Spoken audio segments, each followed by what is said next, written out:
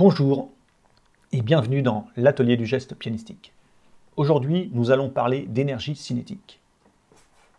L'énergie cinétique, c'est l'énergie engendrée par le mouvement. C'est-à-dire que tout corps en mouvement possède de l'énergie cinétique. Plus ce corps va vite, plus il y a d'énergie cinétique. Ce qui est curieux dans l'énergie cinétique, c'est que si je vais 2 fois plus vite, j'obtiens 4 fois plus d'énergie. Et ça, c'est une bonne nouvelle.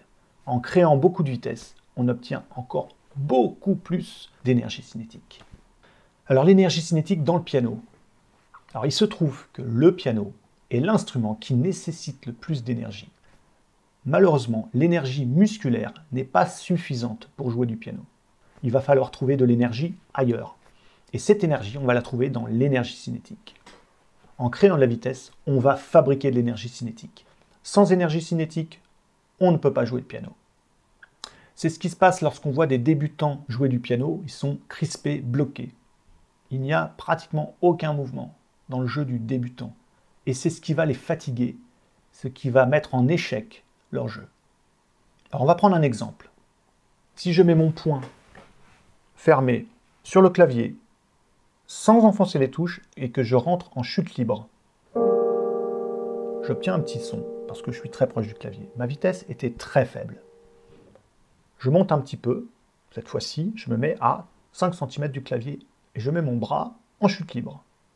Je laisse tomber complètement.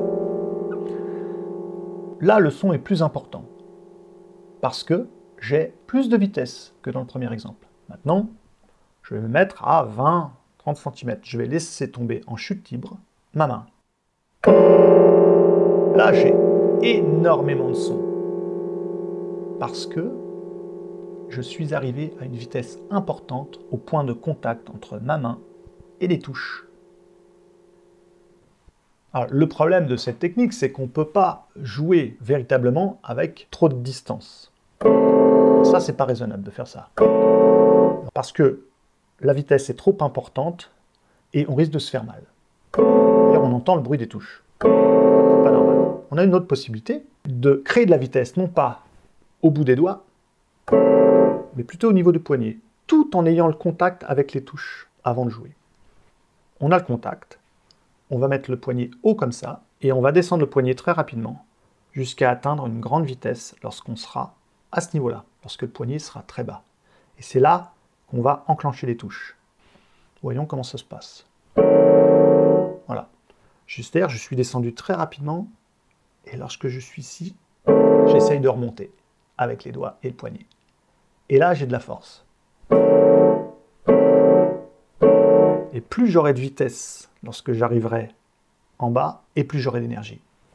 Et c'est comme ça qu'on fait les accords de force. Les accords très forts se font comme ça, avec le contact préalable et avec le poignet qui va descendre très rapidement.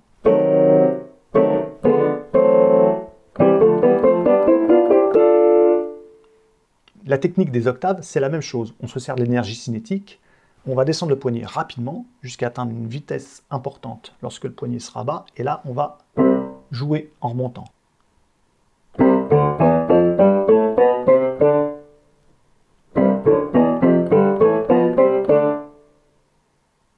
Là, je vous ai donné quelques exemples de l'utilisation de l'énergie cinétique, mais l'énergie cinétique est présente dans la totalité du jeu pianistique.